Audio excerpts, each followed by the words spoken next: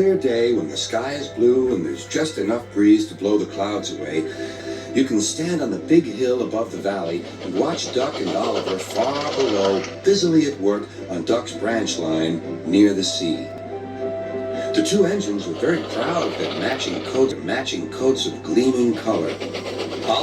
Oliver often talks about the time that Douglas saved him from scrap. If it wasn't for his help, Oliver will say, I might have been caught when I ran away from the scrapyard, and I would never have come to live here on Toppen Hatt Railway.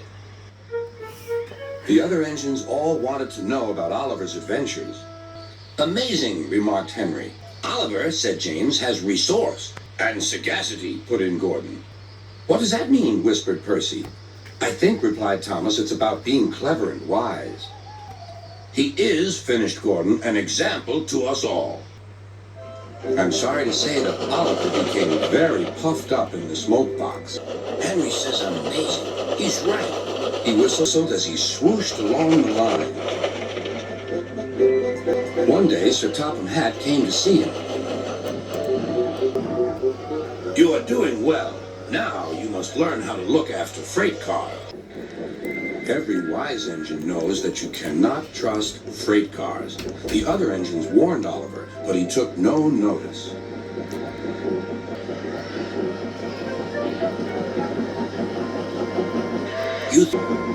You think I can't manage, he said, huffily. Gordon knows better. He says I'm sagacious.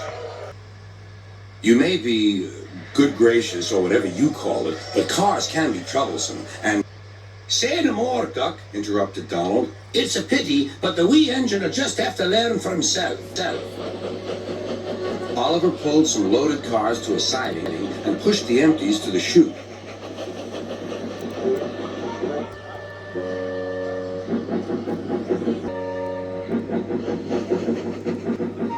Then he came back to take the loaded cars away.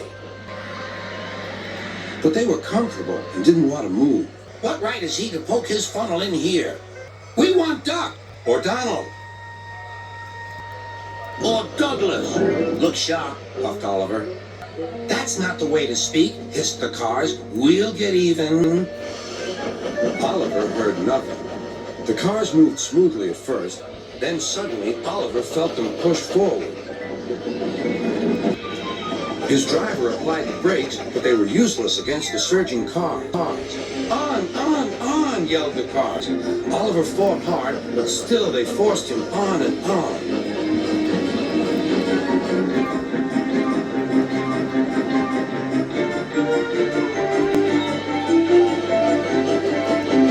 At last, the cars grew tired. I'm winning, gasped Oliver, but it was too late.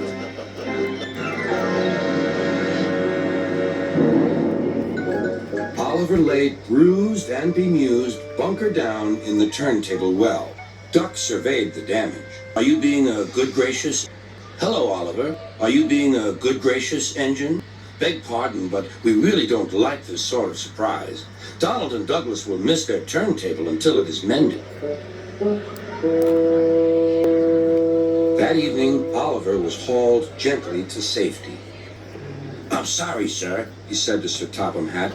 I should have listened to Duck's advice. I don't feel good gracious or whatever it is. I just feel silly. Well, Oliver, replied Sir Toppen Hatt, now you know the damage cars can do. Yes, I do, sir. I look like a load of scrap iron.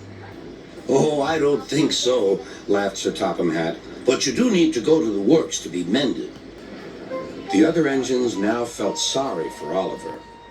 The branch line won't be the same without you, whistled Duck. Come back soon. A few days later, Oliver did come back, his coat gleamed brighter than ever.